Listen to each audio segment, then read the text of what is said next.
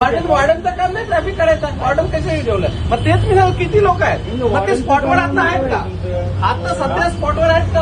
Traffic कधी होते? 9:30 चालू होते. पण आता वाजले किती पावले जाते. किती लोक स्पॉटवर नाही. अरे आहेत असं कुठे आहेत? काय नाही तुमची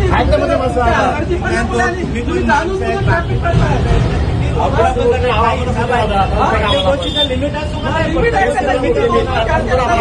ही लाईन तुम्ही सोडत नाही. बघा अंजूर पटेला अंजूर पटेला काय 4 लाईनी 5-5 मिनिटाला सोडतात. ह्यामध्ये तुमचं सिस्टीमच नाहीये. तुम्ही अर्धा तर सी थांबवता. काहीच